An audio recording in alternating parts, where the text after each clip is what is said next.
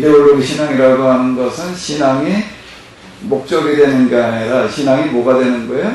수단이 되는 거예요. 내 계획을 성취하기 위한 수단으로 이제 주객이 전도되어지는, 본말이 전도되어지는 그와 같은 현상을 이야기를 하는 건데, 그 극치가 어디에 있는가 하게 되면 이렇게 고백을 하게 됩니다.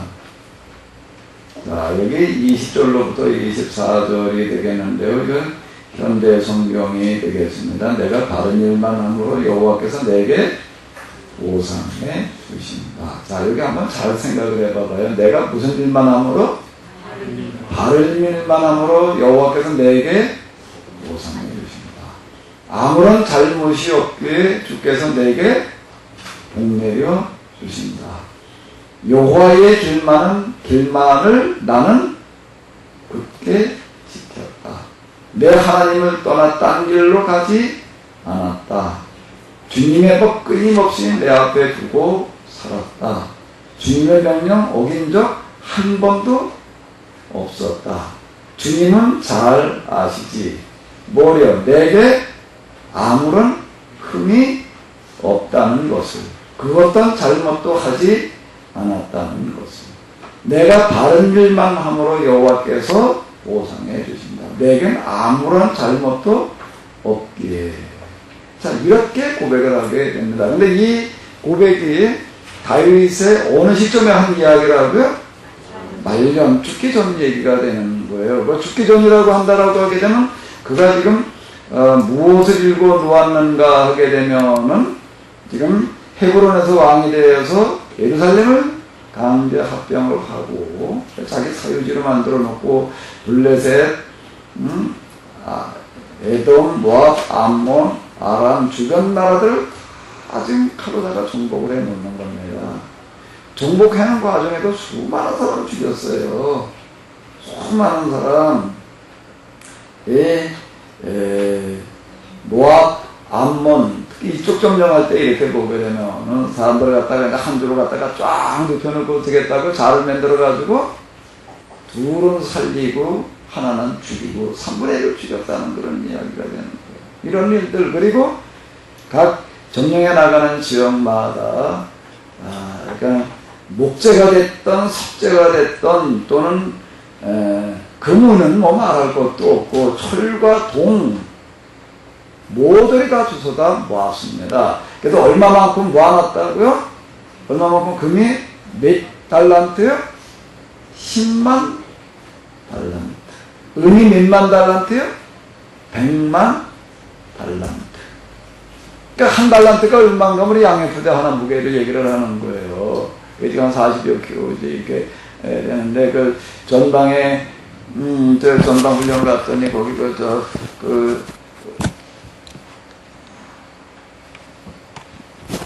산에 그 벙커 만드는 때 그 군 복무했던 분들 얘기 들어보니까 그 산 꼭대기까지 그냥 그 양해를 전달하는데 아침 먹고 나서 올라갔다 내려와서 점심 먹고 또 어떻게 하고요? 하루 2개 전화를 갔다 말이야. 그게 한 달란트를 얘기를 하는 거예요. 군인들이 한 집 전화를 하는 거 한 달란트. 그 금이 10만 달란트, 은이 100만 달란트. 거기다가 또 그 다음에 노처럼 아예 그건 셀 수도 없이 많았다. 그러면 여기 이 나라 땅덩어리가 얼마나 넓다고요? 이게 우리나라로 얘기를 하면 우리나라보다 넓다고 좁다고요? 우리나라 어디만 하다고요? 강원도 땅덩이 말한 데서. 아니, 우리나라 강원도 강원도 사람들 가서 그냥 다 약탈을 하면은 금이 10만 달란트 나올래나? 은이 100만 달란트 나올래나?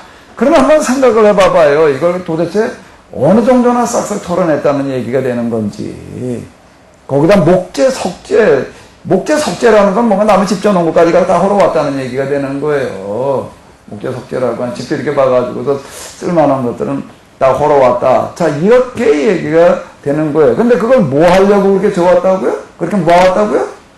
성전 짓겠다는 겁니다. 그러니까 다윗은 이거에 대해서 아무런 죄책감이 없는 거예요. 아주 자기는 무슨 일만 하는 거예요. 지금 여기 이렇게 보게 되면은 무슨 일만 했다라고 이 얘기를 얘기를 하는 건 나는 아무런 잘못이 없기에 주께서 내게 뭘 내려주셨다?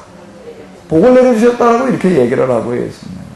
나는 여호와의 길만을 굳게 지켰다. 내 하나님을 떠나 딴 길로 가지 않았다는 건 뭐예요? 그러니까 내가 금, 은, 와다가 내가 내가 그거 가지고 부경을 누리려고 그러지 않았다는 거예요. 그거 갖다가 나는 정말 하나님을 위해서 쓰려고 내가 이렇게 모아놨다라는 식으로 지금 이렇게 생각을 하는 겁니다. 그러니까 나는 여호와의 길만을 굳게 지켰다는 거예요. 내 하나님을 떠나 딴 길로 나는 가지 않았다라고 주님의 법 끊임없이 내 앞에 두고 살았다라고 이렇게 얘기를 하고 있습니다. 주님의 법을 끊임없이 내 앞에 두고 살았대요.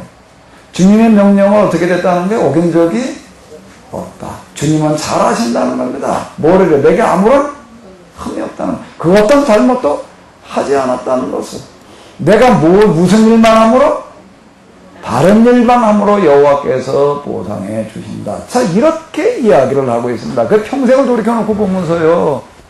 거기에 지금 금이 10만 달란트, 은이 100만 달란트, 철, 동원, 이건 뭐 셀 수도 없이 많아요. 석재, 목재 이런 것들은. 근데 그런 것들을 바라다 보면서 그는 아무런 죄책감이 없는 거예요. 그래 아주 당당한 거예요. 이렇게 얘기를 하는 거야. 난 바른 일만 함으로 여호와께서 내게 이렇게 보상해 주시고 복을 주셨다. 이렇게 얘기를 하는 거예요. 그럼 우리는 여기에 지금 동의를 해야 안 해요? 하고 말 안 하고 어딨어? 그렇게 안 돼서 문제지 지금. 아니 목사님, 이 다윗의 시를 읽어야 돼요. 말은 예? 죄송합니다. 되게 잘 못 들었어요. 다윗의 시를 읽어야 되느냐 말아야 되느냐. 이제 그거요. 그건 제가 첫째 시간에는 계속 이제 얘기를 했는데요. 이제 이걸 우리가 그럼 이제 어떻게 읽어야 되느냐라고 하는 거가 지금 오늘 우리가 이제 특별히 그 중에서 여기 이렇게 다윗의 시 73편 중에서 13편은 요때 지은 시, 요게 이제 우리가 밝혀져요. 딴 거는 언제 지었는지 명확하지 않습니다. 그냥 다윗의 시 이렇게 얘기를 했는데, 그거는 이제 이건 제 의견이 아니고, 전문가들의 이야기가 무슨 이야기가 되는가 하게 되면은, 그건 다윗이 직접 지었을 수도 있고, 아니면 이제 다윗 식으로다가 지은 그런 것일 수 있다라고 이제 다윗식으로 지은 거다라고 이제 이렇게 이제 얘기도 하고 이제 그러더라고요. 어쨌든 다윗이 지었던 시 또는 노래라고 얘기를 이런 세 편인데 그 중에 이제 뭔가 하게 되면은 그러니까 어느 때 지었다라고 이렇게 밝혀진 것들 이것도 지금 그 중에 하나 세 번째 나온 거잖아요. 13편 중에 이제 세 번째가 된 건데 이런 것들을 갖다가 다시 어떤 상황에서 그렇게 지었는지 우리가 잘 이거는 알게 되는 거예요. 이건 이제 제일 만연해지는 거예요. 근데 지금 이렇게 얘기를 하고 있다라고 하는 겁니다. 그럼 이런 신앙을 이제 우리는 뭐라고 이야기할 수 있는가? 무슨 신앙이라고요? 이데올로기 신앙이라고 하는 거예요. 그럼 우리 공산주의를 우리는 봅니다. 그 사람들은 자기들이 그 점령한 지역에 가가지고 지지도를 몽땅 갖다 죽이는 거예요. 그 죽이는 앞잡이로 내세우는 게 누군가 하게 되면 거기서 대대로 그 지역에서 무슨 노릇하는 사람들 총대 매주는 거예요. 넌 그 집에서 맨날 놔도 이제 대대 조상대로는 사람 취급받지 못하고 무슨 노릇만 하지 않았느냐. 그러니까 원수가 봐라 이제. 그럼 넌 이데올로기로 무장을 시켜줍니다. 그럼 넌 전혀 이건 잘못하는 게 아니다는 거예요. 죄책감 전혀 없이 만들어놓는 거예요. 그건 숙청이라는 이름으로다가 이렇게 처결하는 것들에 대해서 그들은 죄책감 이런 게 없는 거예요. 이런 게. 그건 때 공산주의에서 보는 거고 요즘은 또 우리는 뭐로 볼 수 있는 9.11 사건, 미국의 9.11 테러 뭐 이런 거 요즘 회교도들이 인간 폭탄이 돼가지고서 이렇게 테러하는 어떤 이제 이런 것들 보잖아요. 이 사람들한테 뭐라고 얘기를 하는 걸까요? 회교에서요. 뭐라고 얘기를 하는 거예요? 내가 지금 하는 거가 신앙으로 할 수 있는 가장 거룩한 행위라고 이렇게 이야기를 합니다. 거룩한 전쟁이라고 이렇게 선언을 하는 거예요, 지금. 우리가 서양 세력들 갖다가 우리가 뭐 군사력으로도 해볼 수가 없으니까 우리 이렇게 테러로 나갈 수밖에 없단 말이야. 이래가지고 그거 이제 뭘로 무장을 시키는가 하면 신앙으로 무장을 시키는 겁니다. 신앙으로 무장을 시키면서 뭐라고 이야기를 하는가 하게 되면은 내가 지금 이렇게 죽게 되면은 그건 뭐 어제도 회교 전문가 회교 가지고 박사학위 받은 분 와가지고도 이렇게 얘기를 하는 걸 보니까 회교는 뭐 가지고 구원을 받느냐라고 할 때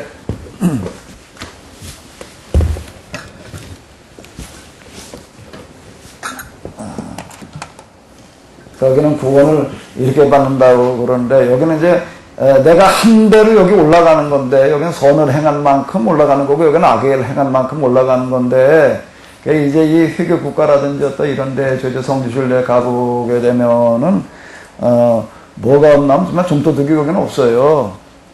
정말 없어요. 그래서 성지순례 가가지고서도 저 이렇게 보게 되면은 그 가이드가 계속 이제 애굽을 비롯해가지고 이집트를 비롯해가지고서 회교 국가 가 있는 동안에는 뭐라고 광고를 하는 거 바깥 나갈 때 어디 이제 차 타고 가다가 뭐 이제 뭐 보러 나가잖아요. 그러면 절대 가방이 됐든 뭐가 됐든 카메라가 됐든 진대면 절대 가지고 다니지 말아라.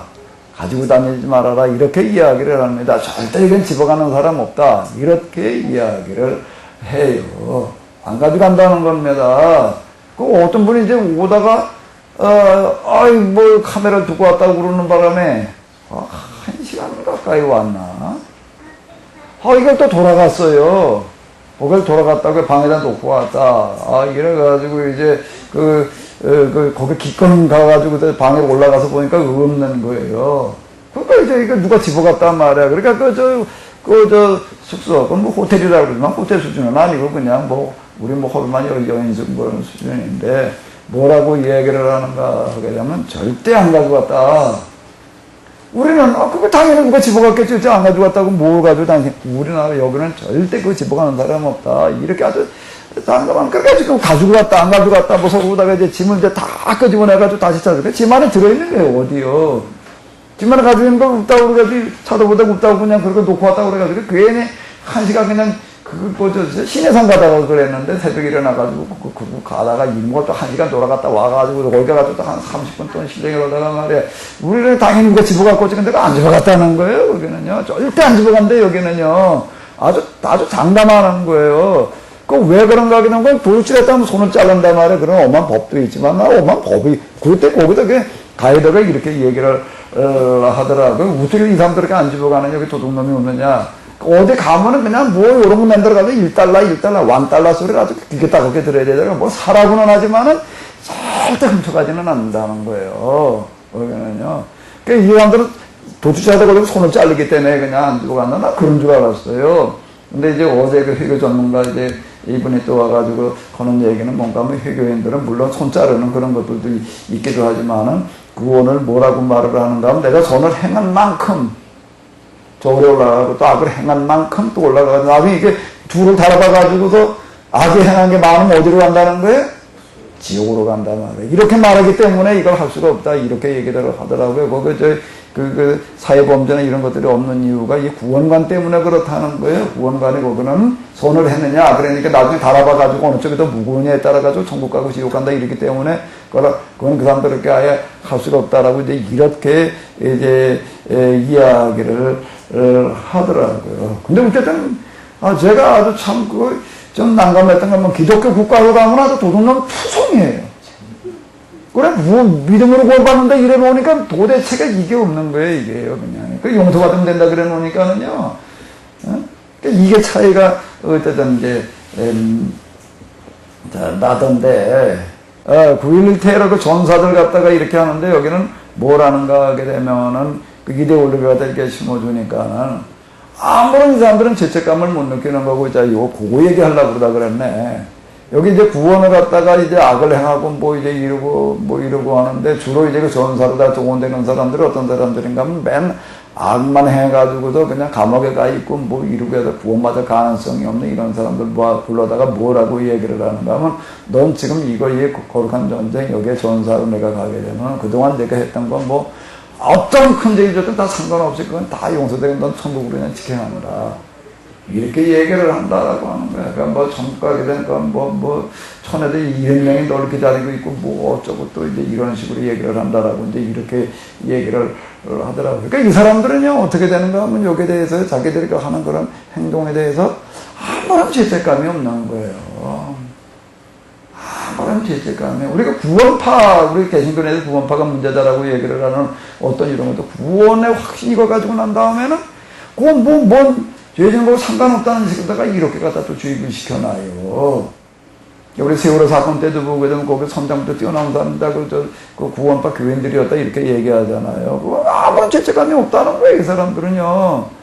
신앙이 잘못돼 버리게 되면 이렇게 돼 버릴 수가 있다라고 하는 거예요. 그러니까 이걸 우리가 뭐라고 얘기를 할 수 있는가 하면 이런 신앙을 뭐라고 우리가 이제 정의를 할 수가 있다면 무슨 신앙이요? 이데올로기의 신앙.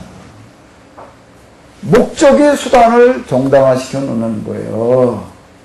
그래서 성전 짓는 목적 뭐 이런 기타 등등. 그러니까 거기에는 어떤 것들을 동원한다라고 하더라도 아무런 문제가 없다라는 식으로 나가는 거고 오히려 그게 성취해 놓게 되면은 무슨 얘기가 되는 거죠? 다 정당화돼 가지고서 정말 나는 무슨 일만 했다는 거예요?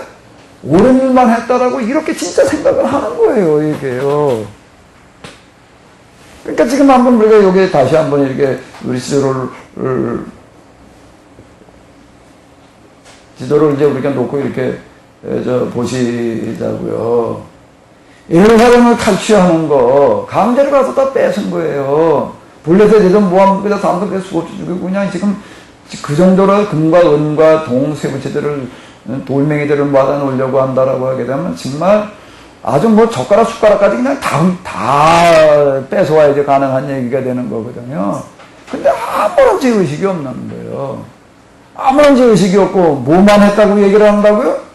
뭐만 함으로? 나는 내가 무슨 일만 함으로?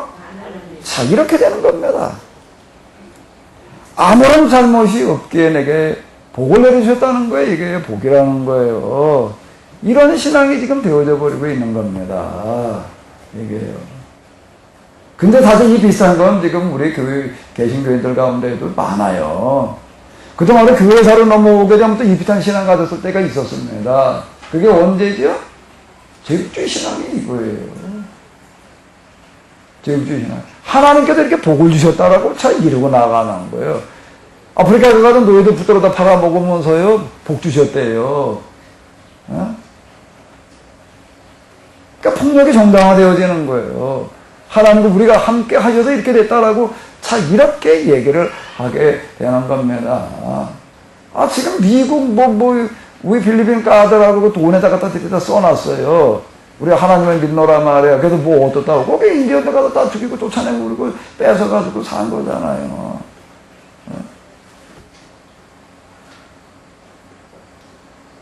근데 그 사람들한테 가가지고서 뭐 허락받아가지고 들어갔나? 그냥 뭐 힘이 있으니까 그냥, 총칼을 들고 들어가가 대포 들고 와가지고서 그냥 강제로다가 점령해 들어가는 어떤 이런 거가 이제 되는 거죠. 그러면서 우리 필리핀 까더라는 거예요. 지금도 그들은 여기에 대해서 아무런 죄의식 없는 거예요. 지금 미국인들 가운데에서. 야, 우리 조상들이 말해, 그 인디언들 갖다 이렇게 다 쫓아내고 말해, 뭐 이런 거예요. 우리가 정말 장소에 그런 사람도 있나? 예? 그냥 인디언들 그때 다 갖다 죽이려니까 너무 이제 여론도 그렇고 한쪽 그때 갖다가 그냥 선 거놓고 거기 가서 따로 한쪽에 가서 살아라라고 이런 식으로 좀 호복거리고 힘의 논리가 되는 거예요. 이렇게 되면은요. 성공 논리가 되는 거고요. 그 신앙이요. 그 신앙의 원조가 누구라고요? 그 신앙의 원조가 누구라고요? 다윗이신 거예요. 다윗이 그 신앙을 만들어 놓은 사람이 되는 거예요. 근데 우리는 이런 논리가 전혀 없는 거예요. 이런 신앙 논리가. 근데 다윗이 우리의 신앙의 한 모델처럼 이래가지고 아예 그냥 뭐 자신의 이름도 목사들 가운데 자기 이름 조다윗. 왜 도로 바꿨나 몰라? 왜 그거?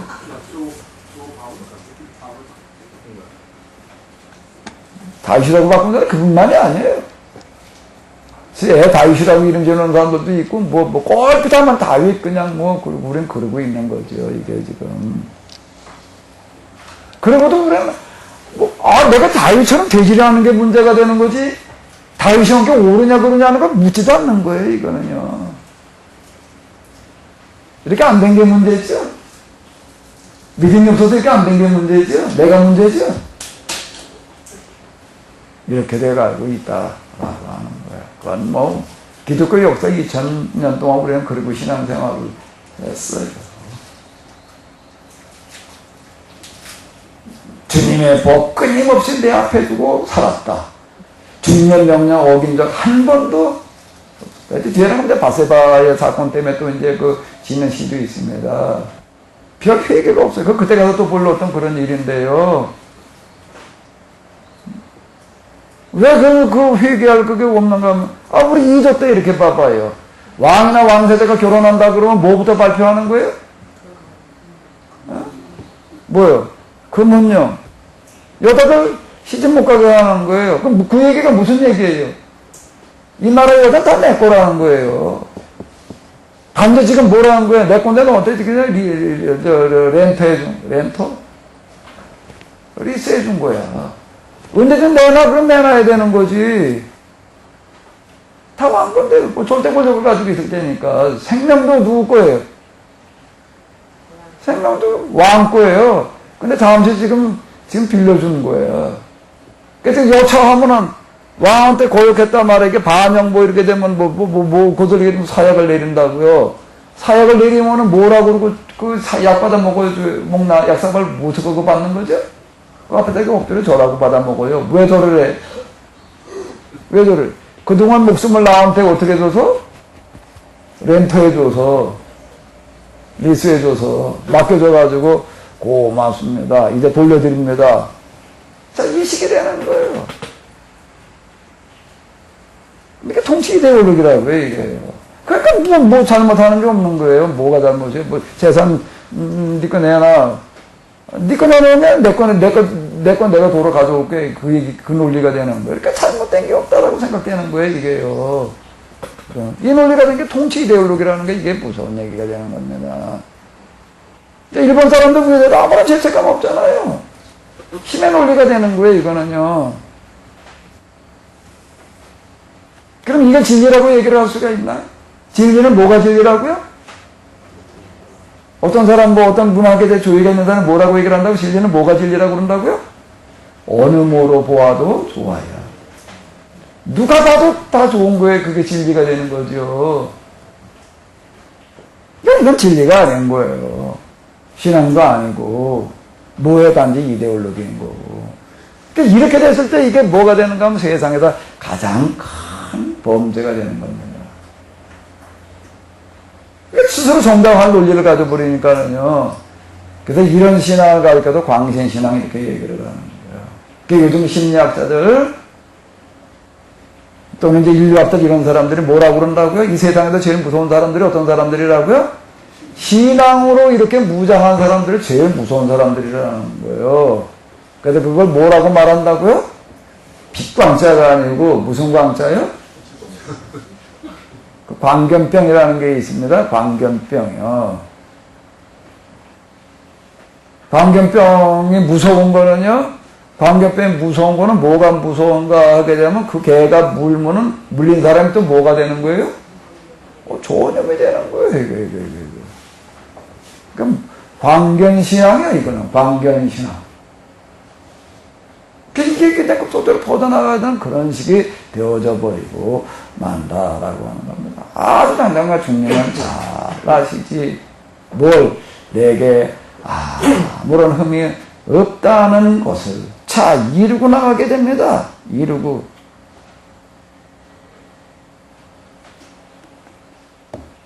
내가 바른 일만 남으로 여호와께서 보상해 주십니다. 왜? 내게 뭐가 어떻게? 아무런 잘못도 없게. 주님께서는 주께 신실하다는 게 뭐가 신실한 거예요? 이렇게 얘기를 하는 거예요. 신실한 이들을 신실하게 대하시고 온전히 주님만 섬기며 있는 힘 다해 아껴주시지요. 깨끗이 사는 이에게는 깨끗하게 대하시고 못된 것들에게는 여기서 못된 이라는 게 뭘 봐. 요한을 믿지 않은 그런 사람들 이거 다 그 일반 그냥 누구 다 얘기를 하는 거예요. 그건 뭐까지 정당화시킬 수 있는 데 가서 다 배도한테 상관없다는 식으로 이렇게 돼버리는 어떤 이런 식으로 돼버리는 거예요.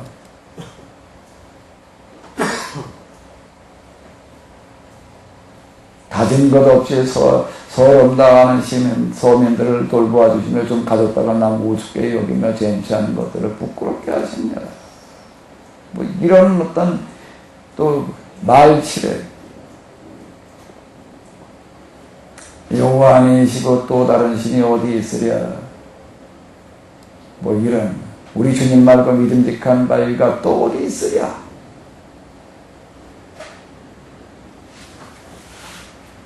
그리하여, 여기는 그리하여라고 번역을 해놨네. 개성경은 뭐였지? 그러므로였나? 그러므로 그리하여 신앙이 돼버리고 마는 거예요. 이거를. 자, 그럼 이제 금방 우리 목사님 이제 말씀하신, 그럼 이걸 도대체 어떻게 해야 되느냐? 그러면은 이제 이거를 이제, 이 편집이 어느 시기에 와도 편집을 했다고요? 포로기. 그러니까 포로기 시간 우리가 모르면은 이게 이제 답이 안 나오는 거예요, 이거는요. 포로기 시편을 편집을 할 때 몇 편에 뭐에 맞춰서 편집을 해놨다고요?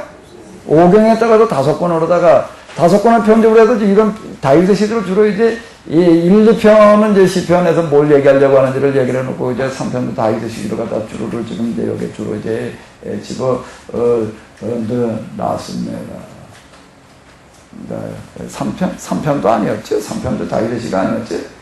4편부터 다윗의 시였던 것 같은데 이런 것들이 쭉 들어와 있습니다. 자, 그럼 이런 것들을 앞에다 집어넣는 이유, 특히 우리가 이제 그 4편이니까 압살롬에게 쫓겨가면서 친 시였나?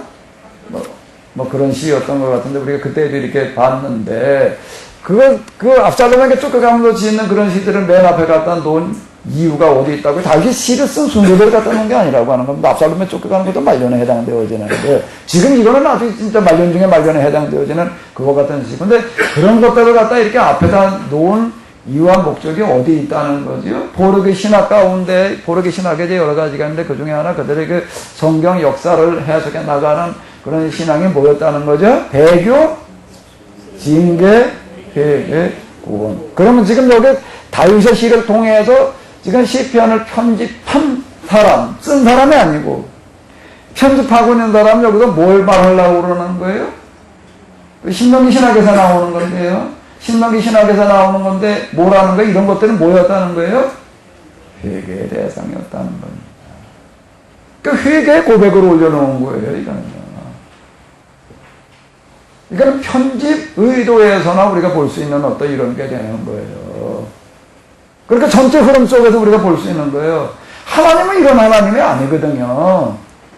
이런 하나님이 아닌 거예요. 그러니까 이게 뭔 얘기가 되는가? 우리가 그동안 자기들이 지금 문제가 아니라 다윗 때부터 우리가 이렇게 잘못했습니다라고 하는 걸 고백하는 그런 시대. 그리고 사무엘 하 22장에 들어가 있다라고 하는 겁니다. 사무엘에 넘어오게 되면은 다윗은 이세의 몇 번째 아들이라고요? 8번째 아들에도 있는 그대로를 여기는 들춰놓은 거예요. 있는 그대로. 그러니까 사무엘 하 22장 말년 다윗 죽기 직전에 20을 갖다 그저 얹어놓은 거예요. 다윗이 이런 신앙을 가지고 있었다라고 지금 이걸 여기서 얘기를 하려고 지금 그 사무엘 상하라고 하는 거가 신명기 역사서라고 이렇게 얘기를 하잖아요. 신명기 역사서의 사화는 뭐라고요? 회개인 거예요. 다윗의 이야기를 통해서 거기에 철저하게 회개하려고 하는 겁니다. 그러면 여기서 모델로 내세우는 사람은 누구예요? 사무엘 상하에서 모델로 내세우는 사람은 누구예요? 사무엘인 거예요. 다윗이 아니에요. 주인공은 다윗이지만은 거기서 지금 이 역사서를 써내려가고 있는 사람이 내세우고 이상적인 인물은 누구라는 거예요? 사무엘. 그래서 사무엘 상하라고 그래놨어요. 사무엘 상에는 사무엘이 나오지만 사무엘 하에는 아유 사무엘 등장했죠. 이미 사무엘 상에서도 앞에서 죽어요. 그는요. 초반에 좀 나오다가 만다고요. 다윗을 기름 부어 놓고 나서는 그리고 그냥 그는 죽어요. 그냥 그렇게 죽는다. 그 타이슨 그 권투선 타이슨 기억나시지? 어떻게 다 그거 기억을 하세요?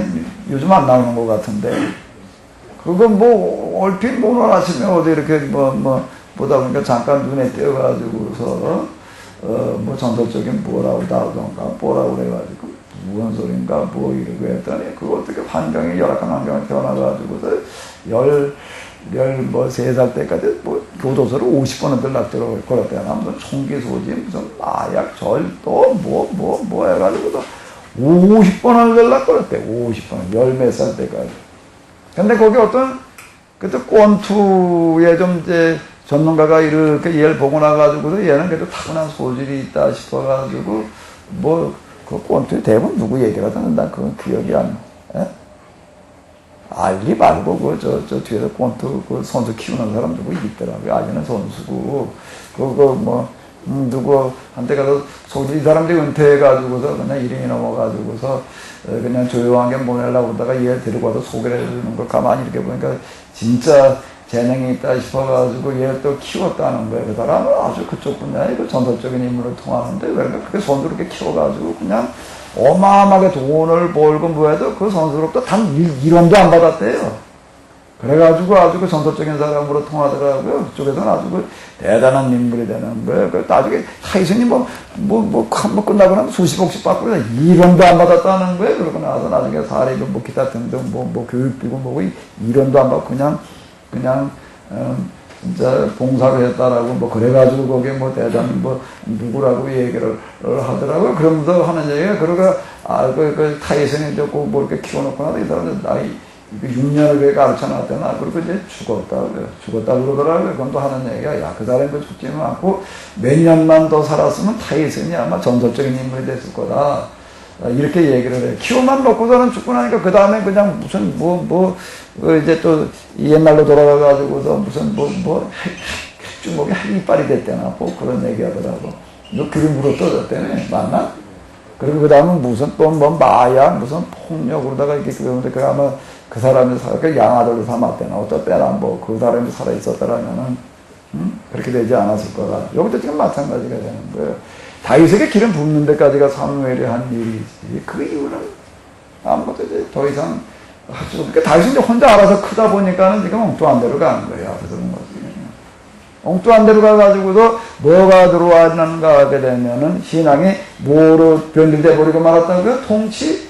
이제. 그게 뭔가 하면 다른 나라의 왕들이 가지고 있는 신앙이 통치 이데올로기를 써요. 종교가 통치 이데올로기를 변질된 그런 것들이 다윗에게 그대로 재현되어졌다라고 하는 거야. 이거에 대해서 지금 철저하게 회개하면서 써내려가는 거가 뭔가 하면 사무엘상, 사무엘하에 등장하고 있는 다윗이다라고 하는 겁니다. 있는 그대로 이걸 얘기를 해놓은 거예요. 근데 오늘 우리 읽으면서 그걸 어떻게 읽어내려가나? 어떻게 문자대로 읽는 거예요. 그렇게 하면서 다윗이 그때마다 뭐라고 얘기를 했다는 거예요? 하나님께서 해주셨다. 하나님께서 해주셨다는 식으로 얘기를 하는 거예요. 다윗의 옆에서도 떨거지들이 달라붙어가지고 또 뭐라고 얘기를 하는 거예요?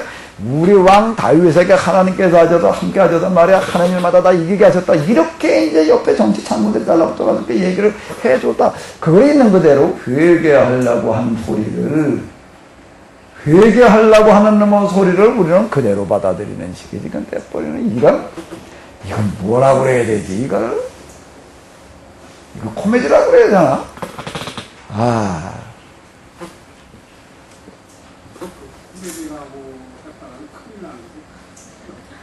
코미디라고 하기에는 그걸로 말미암은 피해가 너무 커서 말이 안 되는 얘기가 되는 거고요. 그러니까 이런 얘기가 되는 겁니다. 세상에서 가장 큰 무서운 적은 뭘까요?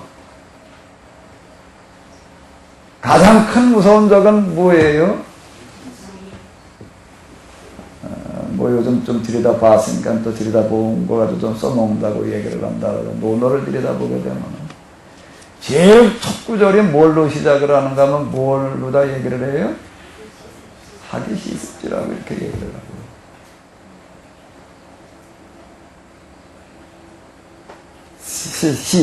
때가 틈날 때마다 뭐 하는 거예요? 배우는 거예요. 가장 큰 기쁨, 즐거움, 중요한 거다. 이렇게 시작을 합니다. 도로 지켜 행해야 될 것들이 몇 가지가 있는데 인지도, 치국지도, 그 다음에 뭐가 학습지도, 교육지도. 학습, 배우고 가르치는 거를 가장 중요하게 여겨요. 그러니까 지금 요즘 교육학자들은 뭐라고 얘기를 하나요? 교육이 뭐라고요? 제2의 천성이라고 하는 겁니다.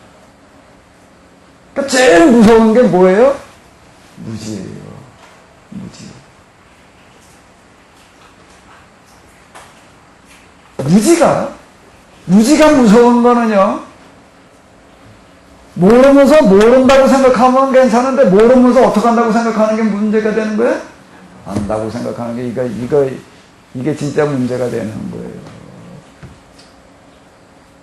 남 놓고 기억자도 모르는 사람하고 얘기해보면 이 사람들은 말끝마다, 목회 이렇게 하면서 어떤 분한테 가게 되면 뭐라고 얘기를 하면, 아유, 내가 뭘 아나요? 난 아무것도 몰라요. 난 아무것도 몰라요. 그러는 사람이 있는가 하면, 그 사람 진짜 초등학교 이렇게 오졸업해가지고서 그냥 그러다니까, 아유, 내가 뭐 성경에 대해서 난 뭘 아나? 나 아무것도 몰라요. 그러는 사람이 있는가 하면, 어떤 사람이 있는 거예요? 좀 안다고 생각하는 사람이 있는 게 누가 문제일까요? 모른다고 그러는 사람은 오류를 범할 일이 없어요.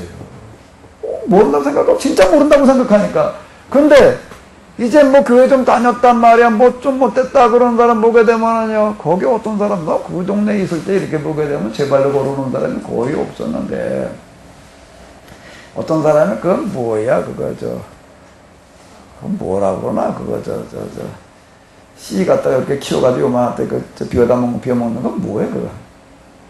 무시 뭐 이런 거 키워. 새싹? 새수? 새싹에? 새순이야. 그걸 하려고 아까 어떤 사람이 이제 하우스를 쳐놓고 와서 그걸 하는 사람이 있는데, 뭐 인천 어디 있다 왔대나, 뭐 이제 그러고 와가지고서 이제 그냥, 본사래나 남편은 교회 안 다니고 있는데 부인만 이렇게 몇 번 오더라고요. 몇 번 이렇게 오길래 이제 어느 날 신방을 갔더니, 잠깐 예배 드리고 났더니, 목사님하고 시작을 하는데, 분수를 두는데, 이게 도대체 하나부터 땅까지 모르는 게 없어요. 얼마나 많이 하는지, 이래야 되느니, 저래야 되느니, 모르는 게 하나도 없어. 교회가 부흥되려면 교회 성경학까지 다 알아, 아주 그냥. 자, 이게 내가 들으는 참 가관이에요, 가관. 제대로 알고 하는 그런 얘기가 아니라, 뭐가 문제가, 예수님께서 당시 석유만 발이 된다지 하면서 하시는 이야기입니다. 너희가 모른다고 하면 죄가 없거니와, 뭐가 문제라는 거예요? 안다고 하면 너희가 죄를 면할 길이 없다라고, 이렇게 얘기를 하시는 겁니다. 너희 스스로 선택되지 말라. 헬라 철학자 누구도 얘기하잖아요. 너 자신을 알라는 얘기가 뭘 알라고 그러는 거라고요? 내가 모른다. 안다고 생각하지 말라는 거예요. 안다고 생각하지 말라. 무지가 무서운 겁니다. 가장 큰 적이에요. 지금 그렇게 3일 상하 다윗을 읽고 내려가면서 우리는 그냥 무식한 용감하다네요. 그거 다윗 읽어보고 성경에 보니까 말이야, 하나님께 다윗에게 복을 주셔서 그냥 이르고 또 그것만 갖다 직접 무장을 해가지고 이름까지 호족에까지 고쳐놨나? 호족까지 다윗으로 고친 건지, 그냥 부르기만 다윗으로 부르다 망한 건지, 이걸 아주 호족에까지 다윗으로 올리는 사람도 있어요. 뭐가 뭔지 전혀 지금 분간이 안 되는 거예요. 지금 여기 이렇게 지금 올려놓은 편집한 사람의 1차적인 의도는 뭐라고요? 이거를 어떻게 해야 된다는 거예요? 철저하게 뭐 해야 된다는 거예요? 얘기해야 된다는 겁니다. 그게 고르게 생각해요. 배교, 징계. 그래서 우리가 어떻다는 거예요? 이게 배교했다는 거예요. 지금 이거는 다윗의 배교를 지금 얘기하고 있는 거예요. 그래서 지금 우리가 이렇게 징계가 왔다는 겁니다. 그래서 우리가 이거 내려가면서 어떻게 해야 된다는 거예요? 철저하게 뭐 해야 된다고요? 회개해요. 목사님, 사무엘서 상하를 역사서로 보지 않고, 네. 정기연서, 후기연서 이렇게 분류를 하던데. 예, 그건 또 이제 신학자들 가운데 그러는 사람이 있지. 역사서라는 게 아주 쬐끄맣게 있는데, 예. 근데 유대교에서도 이제 역사서로 보고, 예. 그렇죠? 개신교에서도 보고, 카톨릭에서도 보고. 예. 그런데 왜 정기연서, 후기연서 이거 어디서 그렇게 보니까요. 그 역사서가 없잖아요. 예, 그러니까, 그 이제 뭐 신학자들의 의견이 이제 다양한 의견. 그러니까 지금 여호수아서까지 포함시켜가지고 또 모세 5경 그러지만 또 6경 또 이렇게 이제 얘기도 하고 그 이제 보는 사람에 따라서 이제 뭐 이제, 그런데요. 어쨌든 우리는 그냥 일반적으로 대체적으로 이제 보는 것 가지고 사무엘기는 이제 역사서 중에서도 무슨 역사서라고 얘기를 하는 거죠? 신명기 역사서 이렇게 이야기하는 거예요. 신명기 사관을 가지고 썼다는 이야기가 되는 건데 신명기 사관은 사사기에 드러난 대로 뭐라고요? 배교, 징계, 회개, 구원. 그래서 지금 이렇게 여기 다윗의 시를 갖다가 지금 주로 1권에 갖다가 많이 집어넣는 거는 지금 뭘 하는 거라고요? 우리가 이렇게 배교했다는 걸 말하려고 하는 데 있다라고 하는 거예요. 이걸 읽고 그대로 은혜 받아라가 아니라 그러니까 우리가 성경을 해석해 나가는데 신학 없이 해석을 하면 이게 해석이 어려운 얘기가 바로 이거가 되는 거예요. 신학 없이 하면 그냥 이 문자대로 읽고 그냥 해석할 수밖에 없습니다. 그러니까 그게 뭐가 되는 거예요? 무지가 되는 거예요. 무지. 뭐에 대한 무지요? 신학에 대한 무지가 되는 거예요. 신학 없이 해석을 하게 돼버리는 거예요. 그렇게. 근데 이제 신학을 한다라고 하더라도 또 신학도 그럼 이렇게 얘기를 하는가. 저도 이것저것 하느라고 시편에 대해서 뭐 이제 좀 여러 번 갖다가 좀 들여다보고 그러는데 지금 제가 얘기하는 것처럼 이거는 지금 신명기 신학자들이 회개하라고 여기다 갖다 이렇게 놓은 거 이렇게 얘기한 책은 없어요. 이 부분은 제가 얘기하는 겁니다. 이 부분은요.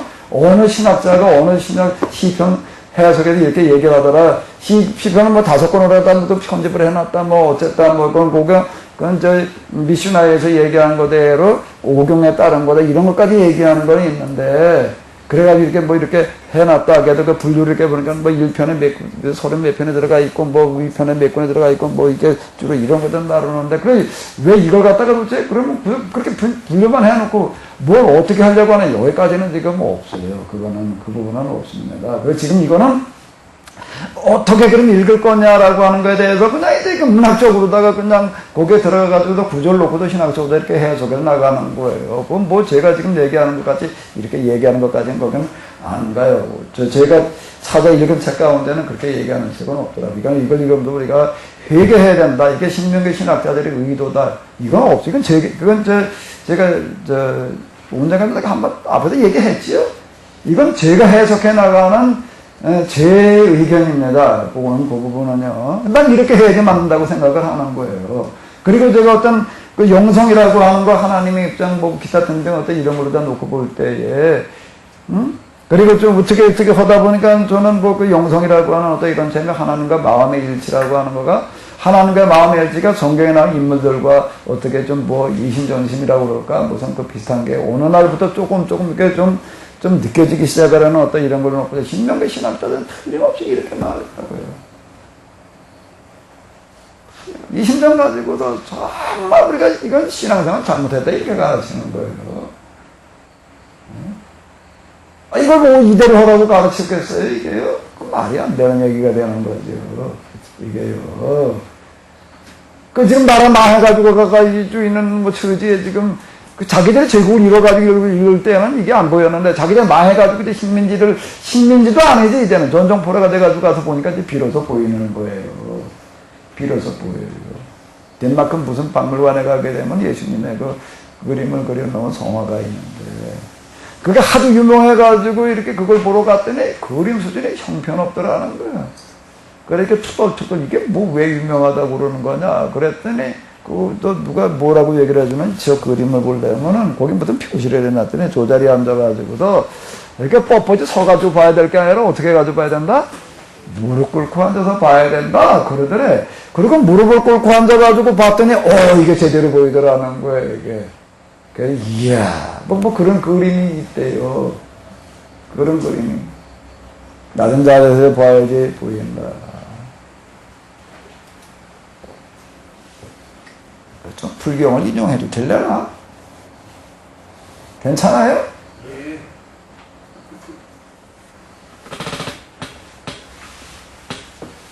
이 사람들이 얘기하는 정심이라고 하는 게, 선정이라고 하는 게 있습니다.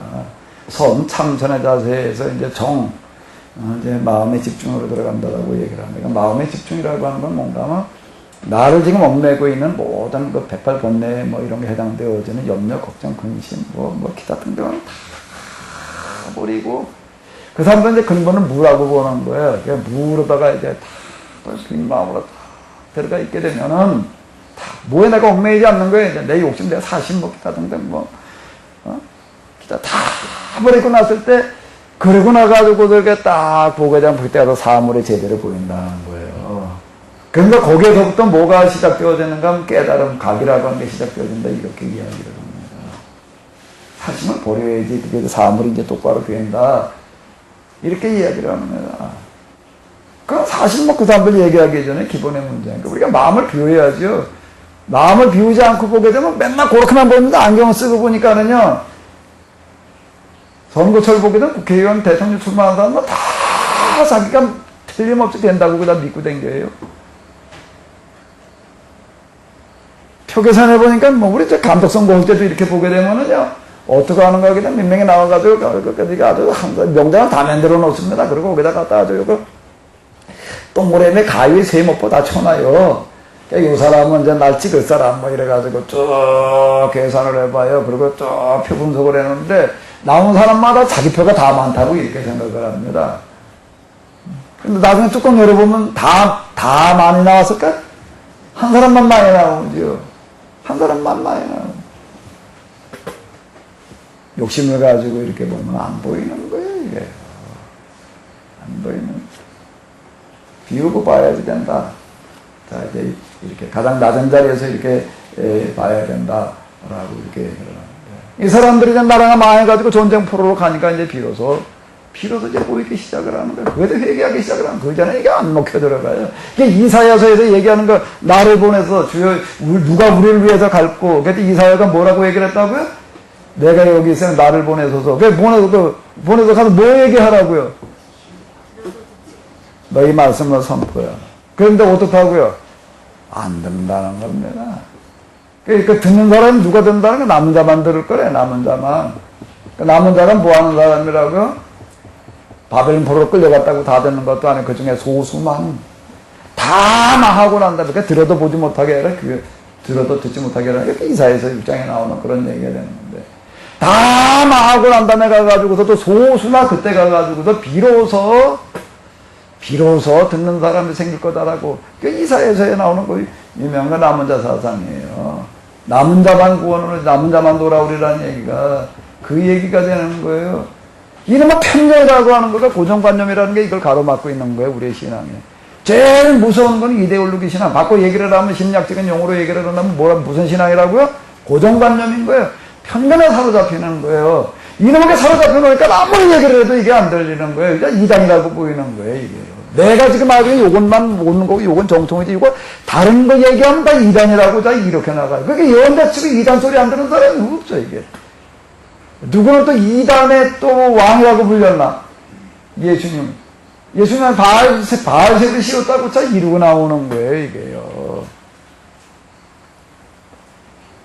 오늘 우리들 가운데에도 이런 이 잘못된 이데올로기, 잘못된 고정관념, 잘못된 편견이 지금 많이 들어 있습니다. 이거 빨리 버려야 돼요. 그렇지 않으면 안 보입니다. 다 버려야지 보이는 거예요. 그렇지 않으면 안 보이는 거예요. 왜 이게 그동안 우리가 안 보였을까? 이렇게 보면서 왜요? 왜 안 보였을까요? 뭐 물론 교회도 가르쳐주지 않아서도 그렇겠지요. 근데 왜 안 보이나? 가르쳐주지만 않았다가 안 보일까? 결국은 여기 다윗의 모습은 뭐지요? 내 욕심의 화신인 거예요. 내 욕심의 화신인 거예요. 내가 이렇게 되고 싶은 거예요. 아닌가요? 아닌가요? 난 어떻게, 일단 내가 되고 보고 싶은 그런 마음들에 다 사로잡혀 있다 보니까, 이게 다 그냥, 내가 지금, 여기 금방 나온 어떤 이런 것들 가운데에서 난 잘못이 없다면, 내가 신앙생활 열심히 하니까 말이야, 하나님 나 기뻐 보시고 말이야, 이거 20절로부터 나오는 그런 얘기들. 내가 바른 일만 함으로 여호와께서 내게 보상해 주신다는 거예요. 바른 일이라는 거 아무런 잘못이 없게 교회 생활 이런 거 예배 생활 열심히 하는 어떤 그런 수준에서 얘기를 하는 거예요. 여호와의 길만을 나는 굳게 지켰다. 내 하나님 떠나 딴 길로 가지 않았다. 나는 주일 성수 어긴 적이 없고 11조 안 한 적이 없고 예배 시간 빠진 적이 없고 교회에서 하려고 하는 일에 나는 정말 열심을 다해서 했고 이렇게 되는 거예요. 주님의 법 끊임없이 내 앞에 두고 살았다. 오늘 우리가 지금 그렇게 되는 겁니다. 그래서 새벽 기도부터 하면 이게 참 신앙 좋은 사람이다. 뭐 이런 식이니까 어디 가서 우리가 다 뭐 어떤 목사님들 뭐 교회 소개할 때 뭐라고 소개하는 분만 몇 번 봐. 이분은 새벽기도 신자래. 그 새벽기도 신자는 뭐의 상징일까? 주님의 법 끊임없이 앞에 두고 사는 사람, 여호와의 길만을 어떻게 하는 사람? 굳건히 지키는 사람의 상징이 뭔가 새벽기도 신자 이렇게 얘기를 하는 거예요. 11조 신자, 새벽기도 신자 이렇게 얘기를 합니다. 그럼 이 사람 믿음이 좋은 거예요. 하나님의 길만을 굳건히 지키는 사람이 되는 거예요. 지금 다윗이 딱 그렇게 되어 있는 거예요. 주님의 명령 어긴 적이 한 번도 없다. 나 11조 한 번도 안 한 적이 없고 말이야. 난 주일 성수 안 한 적이 없고. 주님께서는 잘 아시지. 내가 아무런 흠이 없다는 것을, 그 어떤 잘못도 하지 않았다는 것을 잘 이렇게 되어지는 겁니다. 이렇게 되어지면 이제 그게 곧 뭐가 임박한 거라고요? 파멸의 심판이 임박한 거다라고 하는 거예요. 내가 바른 일만 함으로 여호와께서 내게 보생해 준다. 내가 아무런 잘못도 없게 그냥 철저하게 회개하라고 이렇게 얘기한 거였다라고 우리가 봐야지 앞뒤가 맞아요. 그리고 틀림없이 포르비의 신명기 예언자들은 이렇게 말했을 거예요. 휴대폰을 가지고 있으면 내가 좀 통화를 좀 해봤으면 좋겠는데. 틀림없이. 왜 그렇게 제가 얘기를 하는가 하면 그 예언정신, 그 하나님의 심정이라는 게 오게 되면 이렇게 해석할 수밖에 없습니다. 저도 이거 안 보였어요. 어떻게 이게 보여? 이게 뭔지가. 제가 어디 가서 배운 것도 아니에요. 그렇다고. 책을 들이다 본다고 이게 나와 있는 것도 아니에요. 시편에 관해서 시편 가지고 뭐 박사를 받고 전문적으로 가르친다는 사람들이 하는 얘기들도 아니에요. 근데 뭐가 나로 이렇게 보이게 한다고요? 하나님의 영이. 제가 경험하던 하나님처럼 이런 것들이 있고 난 다음에 보니까는 그렇게 보이는 거예요.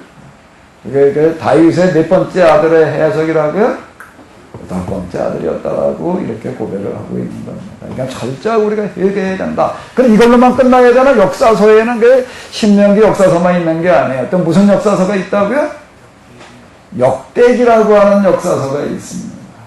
역대기는 언제예요? 귀환 이후에 유대교가 이제 정착되어지고 나는 그런 과정 중에서 생겨지는 거예요. 그 역대기 두 역사서가 들어 있습니다. 두 역사서가 들어있는데 이건 사관이 전혀 달라요. 첫 번째는 뭐예요? 회개.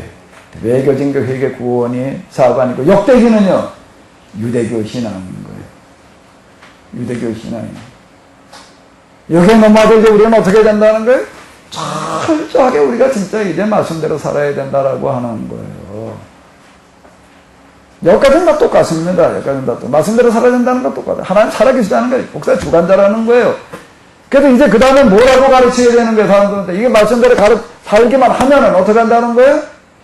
하나님께서 틀림없이 우리와 함께 하시고, 우리가 하는 그 모든 일들을 하나님께서 되게 해주시리라고, 이렇게 이야기를 하는 거예요. 그러니까 똑같은 게 뭐가 들어가 있는 건 이중적인 의미가 들어가 있는 겁니다. 그게 역사서에 다윗이 사무엘기에서는 8번째 아들이지만은 역대기로 넘어가면 몇 번째 아들이라고요? 7번째 아들이 되는. 그럼 그때로 가도 다윗은 이제 누가 되는 거죠? 이세의 아들이라는 뭐예요? 이스라엘이 되는 거예요. 민족이 되는 거예요. 신앙이 되는 거예요. 그러니까 먼저 우리는 뭘로 읽어야 되나요? 8번째 아들로 읽어야 되나요? 7번째 아들로 읽어야 되나요? 8번째 아들로 읽고 그 다음에 7번째를 읽어야 되는 거죠. 이제 우리가 정말로 이 율법서에서 얘기하려고 그 정신을 온전히 지켜 살려고만 하게 되면은 하나님께서는 우리를 이렇게 인도해 주시리라. 그게 지금 제가 앞에서 다루는 그런 시편 1, 2, 3, 4편 이런 데도 봤던 어떤 그런 거잖아요. 이중적인 의미가 있다라고 하는 겁니다. 이 부분에는요. 그러니까 먼저는 철저히 뭘로 다가와야 된다고요? 회개하고 난 다음에 내 신앙을 이제 뜯어 고치는 거예요. 무슨 신앙을 뜯어 고치는 거죠? 신앙이 내 목적의 성취를 위한 수단이 돼서는 안 되는 거예요. 근데 우리가 다 그렇게 되어져 갑니다, 이게요. 여기서는 뜯어 고친 것 같은데, 한 주 살고 오면 또 그렇게 돼. 나가보니까 뭐 경쟁이 너무 심해가지고, 이게 도대체 살아남을 방법이 없으니까, 또 그냥 어떻게 하나님께서 좀 도와주셔서 좀 이제 또 이렇게 돼가지고 오면 또 다시 또 와서, 또 다시 재충전해가고, 하나님께서는 우리 신앙생활을 이렇게 하도록 만들어 놓으셨어요. 우리가 아시기 때문에 이 배터리로 한번 충전하면은 얼마가요? 전 요즘 나머지 다 꺼버리고서 그냥 내버려둬도 한 이틀 가는 것 같아. 한 이틀. 배터리 한번 껴가지고서 이렇게 버릴 때 갖다 쓰는 거 아니잖아요. 그러니까 우리라고 하는 것 자체가 뭔가 그러면 뭐한 거가 비슷하다고요? 휴대폰에 배터리하고 똑같아. 우리가 계속 또 오고 또 와서 또 충전하고 다시 채워가지고 가야 되는 줄로 믿습니다. 자, 우리가 어쨌든 1차로는 회개로 있는 거고 2차로는 뭘로 있는 거고요? 역대기로 있는 거고 우리가 이제 이 신앙을 바로 가지기만 하면 틀림없이 여기에 우리 하나님께서 함께 하시는 줄로 믿습니다. 아멘? 이제 우리가 이런 생각을 가지고 이거 한번 불러보자고요. 여기 나라고 하는 게 무조건 잘못된 것만은 아니에요. 어떤 나냐가 문제가 되는 거지요. 자, 다윗과 같은 그런 사무엘 상하에 그려져 있는 다윗, 8번째 다윗 말고요. 몇 번째 다윗이요? 7번째 다윗이다. 이제 한번 좀 우리의 생각과 신앙을 고쳐가지고서 바꿔보자고요. 하나님 말씀대로 정말 금의 뜻을 이루려고 그것 자체가 나의 목적이고 내 존재 이유가 되면은 우리 하나님께서는 정말로 반석이 되시는 줄로 믿습니다. 요새가 되는 줄로 믿습니다. 피할 바위, 방패. 자, 불러보시겠습니다.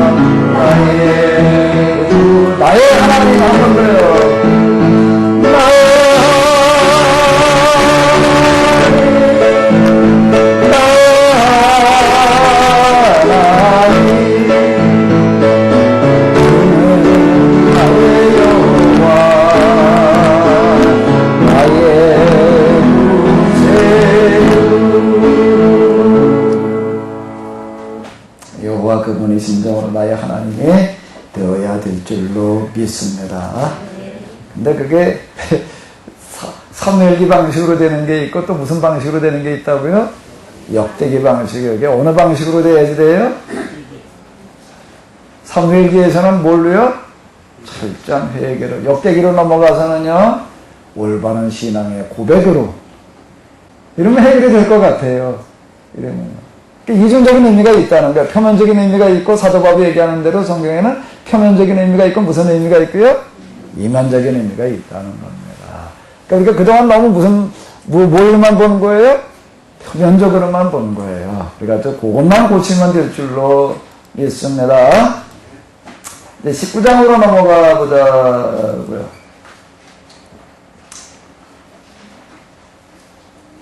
자, 19장. 자, 먼저 좀 우리 현대 성경이 조금 그래도 쉬우니까 먼저 읽고 생각을 해보도록 하겠습니다. 하늘이 하나님의 영광을 이야기하고 천국이 주님의 솜씨 널리 알려줍니다. 낮이 낮에게 알리고 밤이 밤에게 그 일을 전합니다. 아무 말하지 않아도 들어라. 외치지 않아도 온 도시에 그 외침 두루 퍼지고 땅끝까지 그 이야기 터져갑니다. 해가 머물 장막의 하늘에 펼치시니 해가 신방에서 나오는 신랑이냐 힘차게 치닫는 용사이냐 저 하늘 끝에서 불끈 솟아올라 하늘 저 끝으로 내달리니 그 뜨거운 볕 받지 않는 이 하나 없습니다. 여호와 주님의 법 온전하여라. 새끼가 돋게 하신다. 여호와 주님의 명령 믿으시어라. 사람 살이 둔한 사람 깨우치신다. 여호와 주님의 가르침 곧기도 하여라. 마음 기쁘게 하신다. 여호와 주님의 계명 깨끗하기도 하여라. 사람 눈뜨게 하신다. 여호와 주님 모시고 사는 길 참으로 순결하여라. 그런 사람 영원히 살리라. 여호와 주님의 판결 참되어라. 하나같이 다르다. 이 모든 것 금보다 그 어떠한 순금보다 더 소중하다. 달디단 꿀보다 꿀송이에서 뚝뚝 떨어지는 꿀보다 더 달아라. 그래요. 주님의 종 이것이 그 모든 것 다 깨달아 알고 있다 해도 그리하여 잘하였다 주님의 상 듬뿍 받았다 해도 자기 허물 그분들 다 알 수 있을까요? 알지 못하고 짓는 잘못 깨끗하게 해주세요. 알면서도 짓는 잘못 짓지 않게 해주세요. 그런 잘못에 치여 살게 하지 마셔요. 그제서야 하고 많은 죄 아랑곳 없이 온전하리이다. 깨끗하리이다. 내 하는 말, 내 생각이 주님의 마음속까지 흐뭇하게 하소서. 든든한 나의 가위, 나의 구원자 여호와 우리 주님. 예. 자, 이거는 주제가 뭘 것 같아요? 주제가 뭐지요?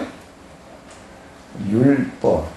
그 시편 150편 가운데에서 율법을 강조하는 대표적인 시가 3편이 있습니다. 하나는 1편이고 복 있는 사람은 이제 그러고 시작되어지는 시편 1편. 그 다음에 또 하나는 뭔가가 되면 제일 길면서 구절구절마다 율법이라고 하는 용어가 들어가지 않고서는 아예 말을 하지 않는 119편. 그러니까 또 하나 뭘까요? 19편이 되겠습니다. 이 3편이 대표적인 시인데요. 그런데 여기 이렇게 보니까 뭐라고 나오는가 하면 다윗의 시, 영장을 한 노래 이렇게 얘기가 되고 있습니다. 그래서 다윗이 진짜 이렇게 얘기했을지 또 이제 율법을 이렇게 강조한다라고 하더라도 진짜 다윗이 율법을 얼마나 알고 이야기한 것인지 좀 이제 사실 좀 의문이 되는 어떤 그런 부분들이 있는데 전문가들이 얘기에 의한다라고 하게 되면은 다윗의 시라고 이렇게 나와 있는 어떤 이런 것들이 한편에서는 뭐라고 이렇게 돼요? 150편이 다 다윗이 진 거다. 이렇게 또 유대인들이 주장하는 어떤 그런 내용들도 있어요. 근데 150편이 다 진 건 아니고, 이제 그 이름에 붙어 있는 거가 타이틀 붙어 있는 게 이런 3편에다 이렇게 얘기를 하게 되는데요. 자, 다윗이 직접 지은 것도 들어있지만, 다윗이 그러다가 지어놓은 어떤 이런 것들도 들어있다라고 이제 또 다윗에게 이제 이렇게 돌리는 어떤 그런 것들까지 들어있다라고 이렇게 얘기를 하는데, 어쨌든 이제 이 시편 19편에서는 뭘 강조하는가 하게 되면 율법을 강조하고 있습니다.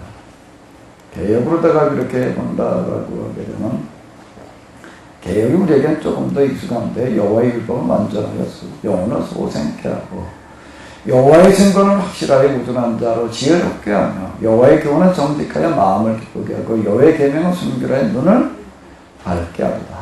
여호와를 경외하는 도, 이건 뭐 이제 율법, 교훈, 도 다 같은 얘기가 되는 거니까 여호와를 경외하는 도는 정결하여 영원까지 이르고 여호와의 규례는 확실하여 다 의로우니 금 곧 많은 정금보다 더 사모할 것이며 무엇보다 꿀과 또 무엇보다 더 달다고요? 손의 꿀보다 더 달도다 라고 하는 어떤 이런 고백들이 이제 여기 이렇게 나오고 있습니다.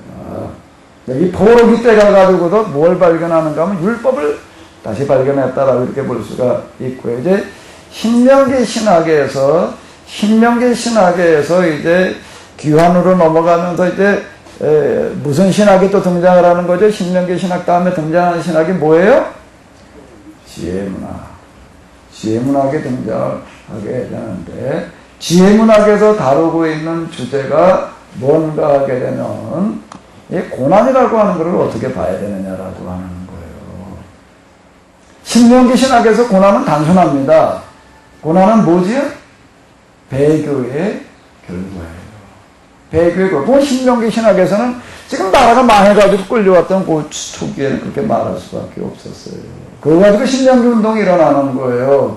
그럼 철저히 이제 시편이 이렇게 가르치는 겁니다. 그러면서 이제 여호수아, 사사기, 그리고 또 뭐예요? 이제 사무엘상, 열왕기상 이렇게 써내려가는 거예요. 가르치면서. 그리고 이제 그 다음 세대로 넘어가는 거예요. 포로기에서 이제는 포로로 잡혀간 시대가 있고 포로지에서 탄생하는 그런 세대가 있는 거예요. 그 사람들에게, 그리고 귀환하는 사람들에게 이제는 그 오는 고난이 뭐라고 그래야 되나? 에이, 우리 아버지가 말이야 신포도를 먹었어요. 신포도. 제가 저 중학교 다닐 때 그 학교에 무슨 포도밭이 있었습니다. 반 동안 아주 내가 제일 싫은 게 뭔가 하면 조를 짜가지고 와가지고서 밭매래. 포도밭도 메고 버리고 한데 그거 와가지고서 이 여름방이 뜨겁잖아요. 그 밭을 멜려면은 오늘 여기서 여기까지 메고 가라 이제 이런 식으로 해놓으니까 이놈하고 그냥 좋아하고 어쨌든 건데 그 중에 이제 밭 중에 포도밭이 있었다. 왜 이제 뭘 간식을 주는 것도 아니고 밥은 싸가지고 와서 먹으라고 그래가지고 그거 뭐 요만한 놈가 싸가지고 먹고 가니까 뭐 중학생 때 그건 뭐 이제 먹고 돌아서 배고파 하는데 그러니까 이제 일단 눈에 배이는 게 뭐예요? 이놈가 하나 따먹으면 어떨까? 7월달 포도가 할 때 이건 뭐 7월달 8월초 이게 아이고 알갱이만 생겼는데 이게 뭐 먹기만 하면 쉬어가지고도 그냥 도리질이 돼. 그래도 또 이제 한참 있다가 또 이제 또 배고프니까 또 따먹고 뭐 이제 그 따먹고 왔어요.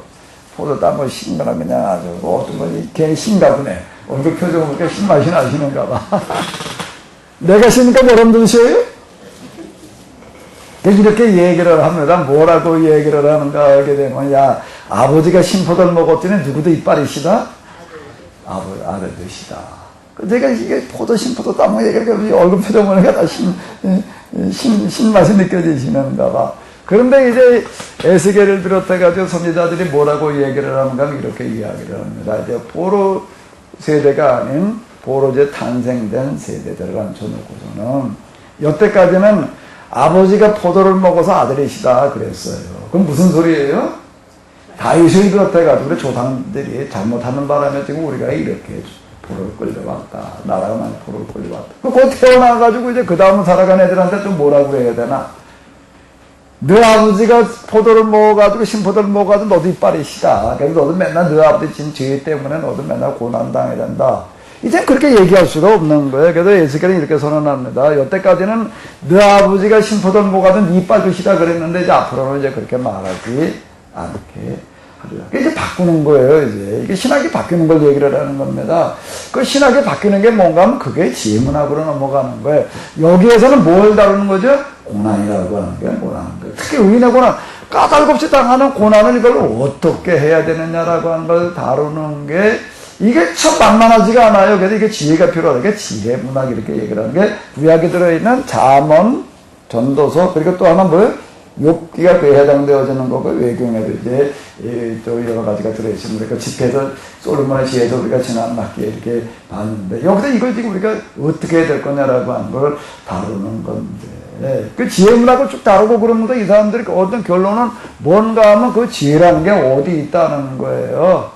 욥기에서 얘기하는 걸 보게 되면 이걸 뭐 바닷속에 들어가 보면 있겠냐 말이야. 광부들이 땅에서 보화를 캐내지 땅을 판다면 있겠느냐. 독수리가 그냥 하늘 높이 올라가가지고서 먹이를 찾듯이 말이야. 그걸 뭐 이렇게 그냥 하늘 꼭대기 올라가가지고서 좋은 시력을 가지고 그냥 여기서는 이렇게 봐 여기밖에 안 보여. 하늘 올라가면 널리 보이잖아요. 그러니까 온 세상을 다 보이는데 하늘 꼭대기 올라가가지고 봐가지고 찾아낼 수가 있겠느냐. 지혜가 어디 있다고요? 율법에 있다는 겁니다. 모세오경의 최고의 율법이다. 이렇게 얘기를 합니다. 그런데 오경은 제가 그래서 오경의 지혜다. 이제 이렇게 이야기를 하는 거예요. 여기 이게 그 얘기가 되는 겁니다. 이게 지금 뭐 중요한 거예요. 율법이 지혜다. 이렇게 이야기해요. 그 율법이 진짜 지혜인가요? 율법이 진짜 지혜인가요?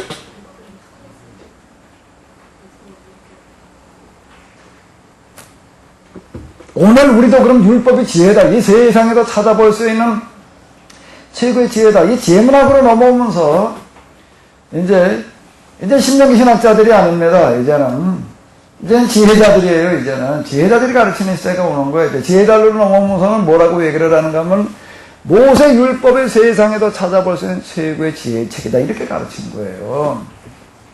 그러니까 BC 이제 400년, 500년, 400년 이제 그 어간이 되는 거예요. 조금 더 가면 300년 뭐, 좀 더 가면 200년 이렇게 이제 되겠죠. 그러면서 이제, 어쨌든, 이제 또 다시 이제 묵시문학으로 이렇게 이제 넘어가게 되는데, 이때 사람들이 이렇게 가르쳤습니다. 근데 율법.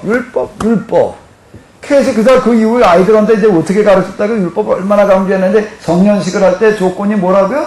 율법, 뭐요? 전부? 그럼 오늘 우리에게도 유효한가? 오늘 우리도 그러면 율법의 세계에도 찾아볼 수 있는 최고의 지혜라고 말할 수 있나? 오늘 우리도 그렇게 얘기할 수 있어요? 에? 오늘 우리도 율법의 진짜 세계 최고라고 얘기할 수가 있나요? 있다면 뭘 근거로 그렇게 얘기할 수가 있나?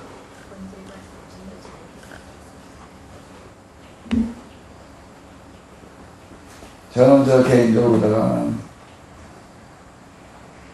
불경, 도경, 논어 이런 걸 갖다 들여다보면서요. 저는 개인적으로다가 어떤 생각을 하는가 하면 지금도 율법이야말로 세계 최고의 지혜다. 지금도 왜 이걸 세계 최고의 지혜라고 얘기할 수가 있죠? 이 율법 속에 제가 이렇게 확신합니다. 율법 속에 불교인들이 힌두교 불교건 뭐 같은 맥락에서 인도에서 나오는 어떤 이런 건데 그 수천 년 동안 사람들이 찾고 있는 진리가 오경에 들어있다. 중국에서는 또 이제 여기서 이제 자연 철학이라고 얘기할 수 있는 이제 이 도교 그리고 인문 철학이라고 얘기할 수 있는 공자, 논어, 유교 그들이 찾고 있는 진리가 어디에 들어있다라고 얘기할 수 있는가? 오경에 들어있다라고 얘기할 수 있다. 어떻게 하냐고 이렇게 얘기를 한다고 그들이 찾고 있는 최고의 가치가 여기에 들어있기 때문에 단지 우리가 이걸 해석을 좀 똑바로 해내기만 한다라고 하게 되면 기존의 해석 방식으로다가는 이걸 접근시키기가 어렵습니다.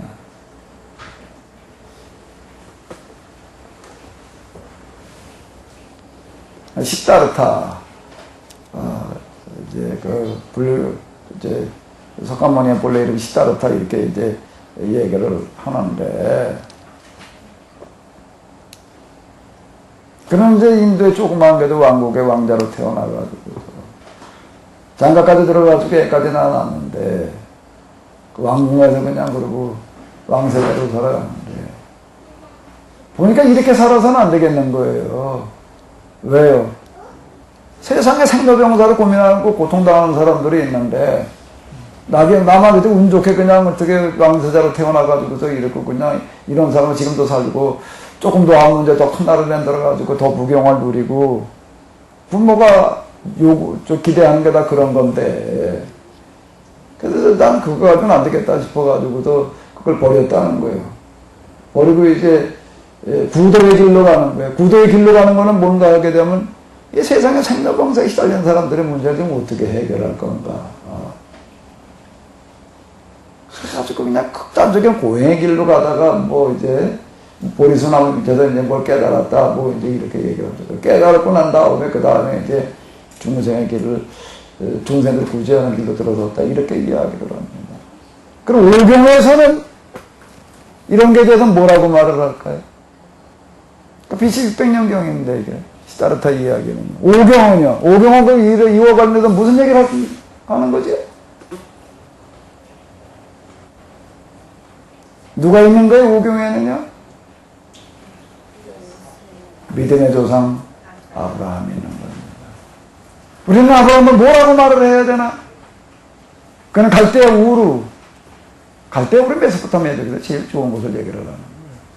그래도 그 살만한 집에서 그래도 좀 살만한 삶을 살던 사람이 어떻게 한다고요?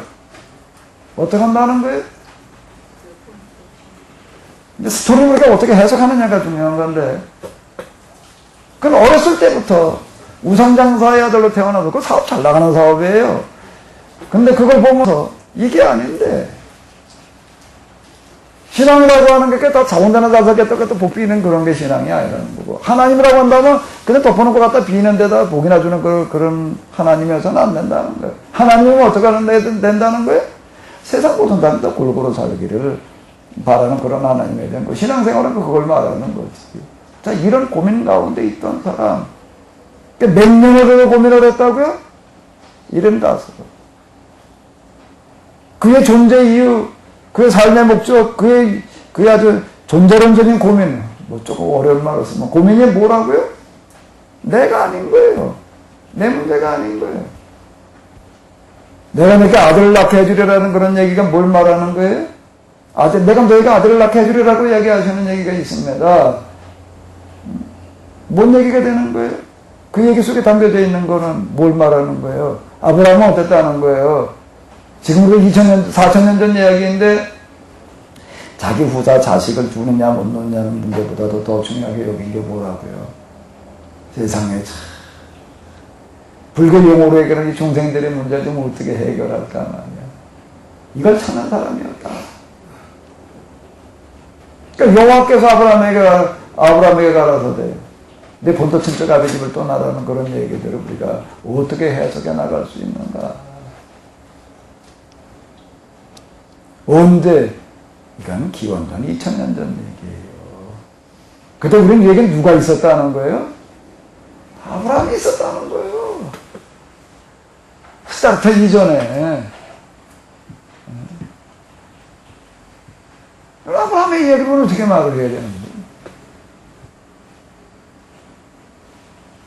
그걸 이렇게 해석해 나갈 수 있는 단서가 뭐라고요? 아브라함에게 뭐라고 말씀하신다고요?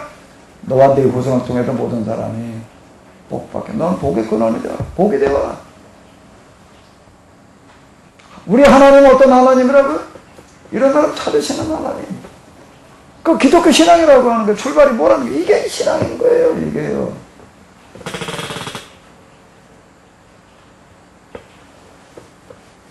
인류 역사 이래로 있다 더 큰 신앙이라고 하는 게 있을 수가 없습니다.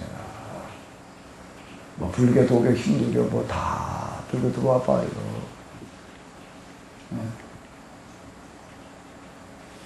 그리고 이걸로만 끝나는 게 아닌 거예요. 그리고 아브라함이 그저 중생 구제로 돌아다니는 어떤 그런 걸로 끝나는 게 아닌 거예요. 그 신앙을 누가 이어갔다는 거예요? 이삭이 이어가는 거고. 또 그 신앙을 누가 이어가는 거예요? 야곱이 이어가는 거. 그래서 그 하나님을 뭐라고 부른다고요? 아브라함의 하나님. 또 뭐의 하나님? 이삭의 하나님. 또 뭐의 하나님? 이게 정말 야곱 중에서 왜 야곱이냐라고 얘기할 때 무슨 파충 얘기가 나오고 뭐 어쩌고 저쩌고 무슨 거기 무슨 저 아버지한테 뭐 잡아다가 무슨 별미해다 바치는 그런 얘기가 나오고 그러는데 그거는 다 없는 그릇이고 그 이야기 왜 그렇게 아버지의 축복을 받겠다고 혈안이 돼가지고 그러고 있는 게 속에서라도 받겠다고 그러는 거가 뭘 말하는 거예요? 사기? 겉 모양으로 볼 때는 그렇구나. 야곱의 마음속에는 어떻게 되겠다는 거예요? 할아버지 아브라함, 아버지 이삭이 가졌던 무슨 신앙? 모든 사람들 복받게 하는 것이 신앙이에요. 자꾸 이어가야 되겠다라고 하는 그런 염원이 그와 같더라. 그런 얘기가 어디 있어요? 그것 때문에 형이 죽이려고 그러는 바람에 도망가다가 베델에서 꿈꾸는 이야기 가운데 있습니다. 하나님께 뭐라고 얘기를 하시는 거예요? 나는 내 할아버지 아브라함의 하나님, 이삭의 하나님, 뭐의 하나님 되겠다? 내가 이제 내 하나님 되겠다. 너와 네 후손을 통해서 모든 민족의 복을 받으리라는 이야기 속에 그게 들어가 있는 거예요. 아브라함, 이삭, 야곱은 누군가 하게 되면 이런 사람들이었다는 거예요. 그래도 야곱의 이야기는 조금 더 자세하게 나와요. 외삼촌의 집에 가가지고도 어떻게 하는 거예요? 외삼촌 복받게 하는 거예요. 아멘? 어떻게 일어나는 거예요? 그리고 저절로 그냥 야곱이 가니까 저절로 복이 오는 게 아닌 거예요. 20년 동안 어떻게 일을 했다고요? 정말 발 뻗고 잡은 적이 없고 말이야. 그 신앙은 누가 이어가고? 요셉이 이어가. 요셉이 애굽에 내려가가지고 종로로 타면서 종으로 팔려가가지고 또 뭐가 되는 거예요? 오내고 살게 하는 이야기예요. 그렇게 출애굽기로 넘어가게 되면 이제 도탄에 빠진 하비류들, 애굽의 이 종로 타는 사람들, 모세라는 사람이 또 누구예요? 이제 이번에 제2 아브라함, 제2 요셉인 거예요. 또 그는 이제는 인도 어디 규탱이 조그만 나라가 아닌 애굽의 바로 왕세자에 해당될 그런 자리에 있던 사람이 그게 중요한 게 아니라는 거예요. 여기에 이 밑바닥의 하층면들을 어떻게 좀 이거를 행복하게 할 거냐 말이야. 이걸 가지고 고민하던 사람. 그리고 또 그 다음에 뭐예요? 그것 때문에 반역자가 돼가지고 미디안 광야로 가가지고도 40년 초가살이 양치기 하던 사람. 언제 그 베드인 특집 보여주는 거 보니까요, 이스라엘에서, 거기 이스라엘 영역이니까 이스라엘 영역에도 그게 있더라고요. 베드인들이 하도 미개하게 살아가니까 아주 정부에서 돈을 들여가지고도 신발을 주더라고요. 신발을, 맨발로 댕기니까 신발 좀 신고 댕기니까 신발을 나눠줬더니, 나중에 가서 보니까 그 신발 다 해줘서 그 다음에 맨발로 댕기니까 신발 신지도 않고 그냥 놔두고 또 맨발로 댕겨요. 그 지금 맨발로 살더라고요. 정말 세상에서 참 문화와 동떨어진 삶을 살아가는 거예요. 그런데 그는 거기에 가서 뭘 하는 거예요? 자기 처지 때문이 아니라 도대체 지금 온 세상에 이 고통당하는 사람들 문제를 어떻게 해야 될 것인가 말이야. 이걸 가지고 고민했다는 거예요. 그게 어디 나오는 거예요? 출애굽기 3장에 나오는 얘기예요. 내가 이 뒤에 있는 내 백성들의 그 아픈 소리를 내가 다 듣고 보았다는 얘기가 뭘 봤다는 얘기예요? 물론 그것도 그거지만은요. 모세가 거기다 80일 되도록 이 문제를 가지고 고민하는 걸 내가 봤다. 그래서 그거를 통해 가지고도 이스라엘 사람들 데리고 나와서 그 다음에 계약법을 만들어 놓으시는 거예요. 이 계약법이라는 거 하는 게 뭘 말하는 거죠, 이제는요? 계약법이 뭘 말하는 게 이제는요? 이스라엘 한 민족이 아니라 그를 통해서 온 세상 모든 이런 문제를 해결하려고 하는 그 법의 계약법인 거예요. 그게 언제 얘기예요? 3,500년 전 얘기예요. 너 공자가, 시다르타가, 노자 공자 이런 사람들 천추전국 시대에 그 도탄에 빠진 나라들 배경으로 해가지고도 지금 그 등장한다라고 그러던데, 그 1000년 뒤의 얘기예요. BC 500년, 600년은요. 그 1000년 전에, 1500년 전에 누가 있는 거예요? 아브라함이 있는 거예요. 이삭 야곱이 있는 거예요. 요셉이 있는 거예요. 모세가 있는 거예요. 그 이후에 등장하는 예언자들은 다 이런 사람들이에요. 어쩌다 그런 사람 하나 있는 게 아니라 성경에 등장한 사람들. 우리가 이거 어떻게 해석하느냐가 중요한 거죠, 이거를요. 우리는 너무 중요한 걸 가지고 있으면서 그 귀중함을 몰랐어요, 우리는요.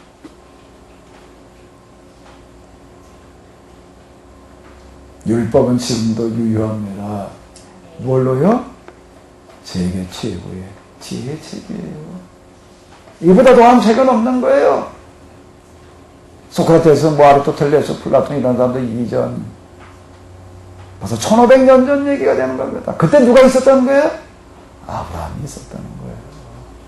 그리고 이게 그냥 뭐 책으로나 한 종교로나 끝나는 얘기가 아닌 거예요. 이건 역사의 무대가 있는 거예요. 애굽의 무대를 요셉을 통해 가지고서 거기에 너희 종자도 삼고 내 어린아이의 양식도 삼으라는 얘기가 뭐예요? 종자도 삼으라는 얘기가 뭐라고요? 좀 먹을 게 없어서 마지막 종자 털어먹는 일이 없게 하라는 거예요. 어린아이들이 정말 배고파가지고도 그냥 그리고 울고 돌아다니는 그런 일이 없게 하라는 거예요. 맹물에다 당원이나 타가지고 손가락 씹어가지고 그걸 뭘 배고파서 우는 애들한테 그걸 먹으라고 그래. 없을 때 얘기했어요. 주전자에다 당원 하나를 타가지고도 그걸 갖다 뭘 무는 애들 그걸 먹으라고. 당원 나오기 전에 뭘 먹었나? 간장. 간장 갖다 물에다 타가지고도 그냥 맹물 가지고 그걸 간장 탄 거라고 맹물하고는 얘기가 달라요. 거기에 뭐 좀 고기가 조금 들어갔다고요. 그거 한 사발 마시고서 뭐 허기를 뭐 어떻게 했느니만. 종자도 삼고 어린아이의 양식도 삼고. 모세가 신명기에서 선언하는 건 뭐죠? 너희가 이 말대로 말하면 내가 되고 이게 가르쳐주는 대로 얘기만 하면 너희 가운데 가난한 자가 없으리라. 그럼 예수님께서는 뭐라고 오신 거지요? 주님의 성령님 내게 임하셨으니 보로된 자에게 자유를 눈먼 자에게 다시 보게 하면 전파하며 눌린 자를 자유케 하고 주님의 은혜를 찾게 하게 합니다. 그걸 율법과 예언대로 완성하러 오신 분이에요. 율법만큼 더 큰 책은 세상에 없습니다. 그래서 역사가들이 뭐라고 평가를 한다고요? 인류 역사에 가장 큰 영향을 준 책을 꼽으라면 뭐라고요? 율법. 우리 신학자들은 이건 몰라요. 목사님들은 이런 얘기 안 해요. 근데 오히려 기독교인이 아닌 일반 세상 역사가들은 말합니다. 오경이라고 하는 책이 인류 역사에 가장 큰 영향을 준 책이다. 근데 아직 그 진수는 드러나지를 못했어요. 이제 우리가 이걸 드러내고 또 그리고 한번 밝혀내는 것뿐만 아니라 역사의 현장에 우리가 한번 적용을 해봐야 될 줄로 믿습니다. 아멘? 틀림없이 가능할 줄로 믿습니다. 이건 남의 나라 힘으로 정복해놓은 사람들은 못해요. 안 돼요. 그럼 조상 준 사람들은 안 돼요. 조상은 잘 둬야 돼. 일을 하려면은 조상이 칼로다가 세상 지배하는 나라 후손들은 안 돼요. 어떤 후손만 돼야 되나? 조상을 잘 둬야 돼. 맨날 의도 터진 조상을 둔 사람만 둬야 돼. 돼야 돼. 그런 대로 얘기를 한다면 그런 나라 하나 있어요. 있죠? 우린 조상을 아주 잘 뒀어요. 아멘? 우리를 위해서 그분들이 죽도록 고생을 해준 거예요. 내공을 쌓은 거예요. 내공을 쌓은 거예요. 이제 내공을 이제 우리가 뭘로 만들어야 돼요? 내공을 뭘로 만들어야 돼? 외공으로 만들어야 돼. 아멘? 내공을 이제 외공으로 드러낼 때가 됐습니다. 성경 우리가 이렇게 해석해 나간다면 이걸로 해석으로 끝나지 않고 우리가 실제 삶 속에서 실천해 나가는 운동을 펼치다 보게 되면 하나님께서는 틀림없이 이렇게 인도해 주실 줄로 믿습니다. 이렇게가 뭐라고요? 이렇게가 뭐라고요? 여기까지 한번 읽어보도록 하겠습니다. 다 같이 시작! 나의 힘이 되신 여호와여, 내가 주를 사랑하나이다. 여호와는 나의 반석이시오, 나의 요새시오, 나를 건지시는 자시오, 나의 하나님이시오, 나의 피할 밤이시오, 나의 방패시오, 나의 구원의 뿌리시오, 나의 산성이시로다. 내가 찬양받으실 여호와께 아뢰리니 내 원수들에게서 구원을 얻으리로다. 아멘. 네, 수고하셨습니다. 좀 쉬었다가 하도록 하겠습니다.